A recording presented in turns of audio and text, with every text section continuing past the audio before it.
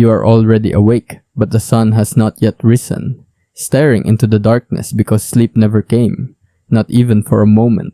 Your stomach twists into a tight knot of relentless nausea that refuses to loosen, your breathing shallow as the cold air settles around you. You are a soldier in the year 1415, and this morning, you receive the worst news of your life. Footsteps approach slowly, deliberately, and your sergeant stops in front of you with a face carved from stone, offering no comfort, only orders, front rank. The words feel heavier than armor itself. You try to swallow, but your mouth is dry as desert sand, and somewhere behind you metal shifts. Men whisper, and the world waits for dawn while you stand on the edge of something final. Fear does not arrive as panic. It settles quietly like certainty, a silent understanding that history will remember the victory but forget the heartbeat of those who stood closest to danger. And today, you are one of them, if you want.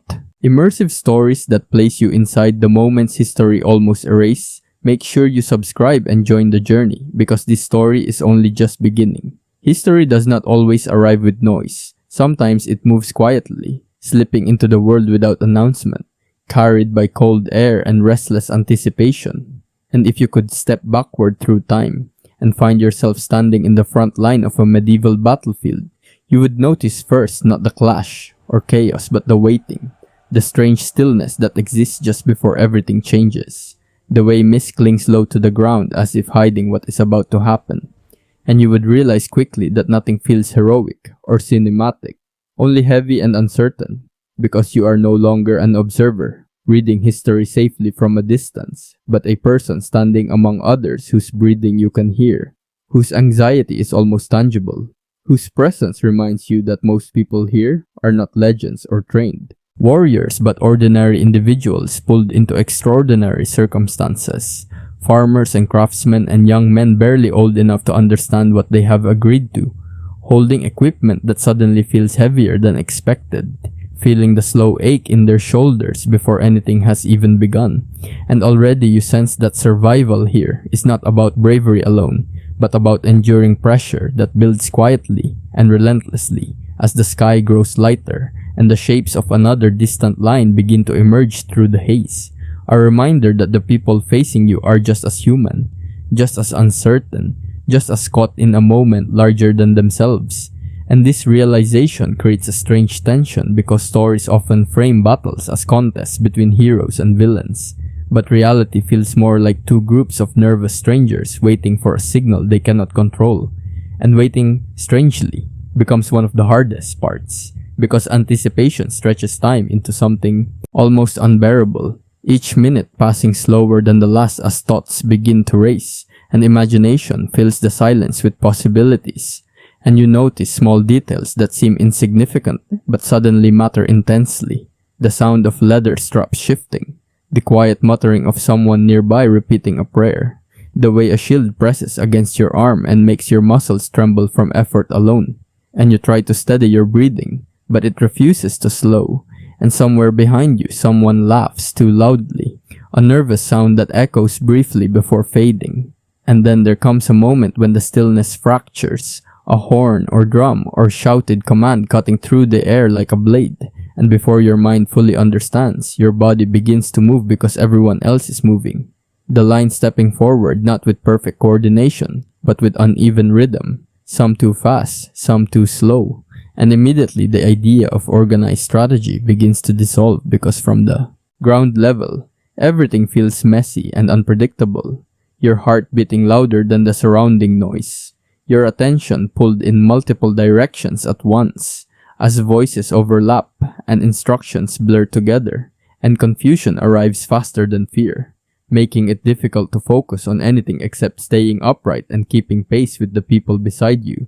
And as space closes between lines, you become aware of how crowded everything feels, how little room exists for the dramatic movements often imagined in stories, because the front line is defined by proximity, by bodies pressing close, by restricted movement that forces you to adjust constantly, and suddenly balance becomes the most important skill you have, because losing footing means losing control, and losing control means being swallowed by the movement around you, and all the while, The weight of equipment grows heavier with each step, armor trapping heat and limiting vision, breathing becoming work rather than instinct, sweat gathering unnoticed beneath layers until fatigue begins to creep into your muscles earlier than expected, and you realize that endurance matters more than strength, that surviving even the first moments requires managing exhaustion that builds faster than adrenaline can mask, and the noise continues to rise, metal brushing against metal somewhere nearby, voices shouting warnings or encouragement or confusion,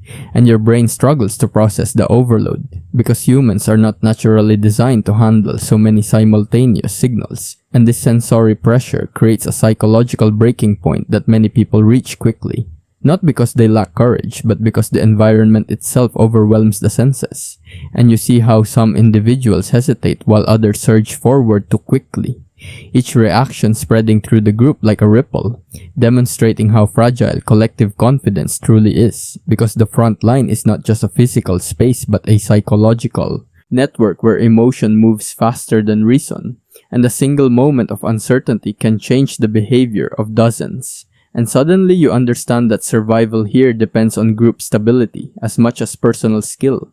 And the absence of clear visibility makes everything more disorienting because you cannot see the entire situation.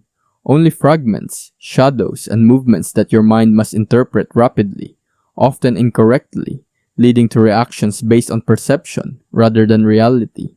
And fear of the unknown becomes more powerful than any visible threat, shaping decisions before logic can intervene. And this invisible pressure builds until your thoughts narrow into a simple sequence of priorities. Breathe, move, stay balanced, follow the line, and all the complex ideas about glory or honor fade away, because survival reduces everything to immediate physical presence, and time itself begins to feel distorted, seconds stretching and compressing unpredictably, making 60 seconds feel simultaneously brief and endless. And it is within this window that many people discover the limits of their preparation, realizing that training cannot fully replicate the shock of reality. And yet history rarely tells this version of events because stories prefer clarity and heroism, highlighting leaders and decisive moments rather than the confusion experienced by ordinary individuals. But the truth hidden beneath those narratives is that medieval battles were shaped as much by human psychology as by weapons or tactics, by the fragile balance between courage and overwhelm, by the way individuals relied on each other's emotional stability to maintain cohesion.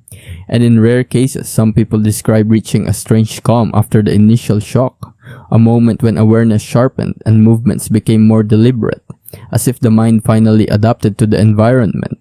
But reaching that state required surviving the initial wave of confusion, and many never had the chance to find it.